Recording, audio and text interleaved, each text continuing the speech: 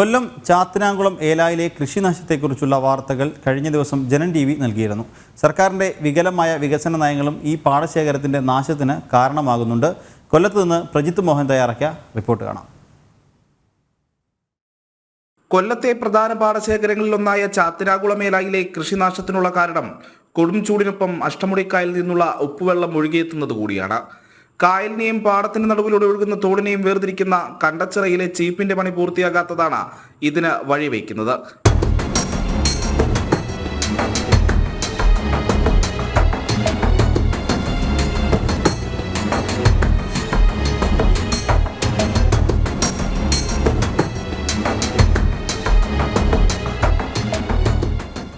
പെരിനാട് നിന്ന് ആരംഭിക്കുന്ന തോട് കണ്ടച്ചിറ വഴി അഷ്ടമുടിക്കായലിൽ അവസാനിക്കുന്നു.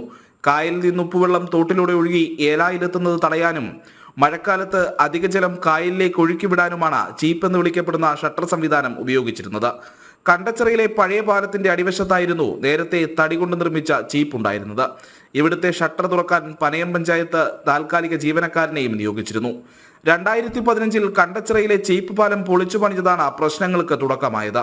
പാലത്തിന് സമീപമായി കോൺക്രീറ്റ് ചീപ്പ് നിർമ്മിക്കാനായിരുന്നു പദ്ധതി. എന്നാൽ ഇത് പാതി വഴിയിൽ ഉപേക്ഷിക്കപ്പെട്ടു.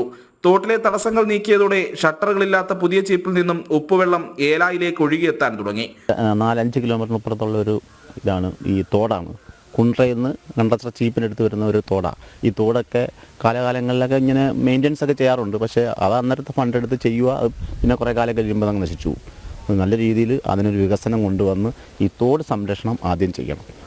ചീപ്പിന് സമീപത്തെ കിണറുകളിൽ ഉപ്പുവെള്ളം നിറഞ്ഞതും പരാതികൾക്ക് വഴിവെച്ചിരുന്നു. പനയം പഞ്ചായത്തും കൊല്ലം നഗരസഭയും അതിര് പങ്കിടുന്ന പ്രദേശത്തെ ജോലികൾ ആരുടെ ഉത്തരവാദിത്തം എന്ന തർക്കവും നിലനിൽക്കുന്നുണ്ട്. എന്തായാലും ചാത്തനാകുളം ഏലായിലെ കർഷകരുടെ ദുരിതം ഇരട്ടിയായെന്ന് മാത്രം. ജനം, കൊല്ലം.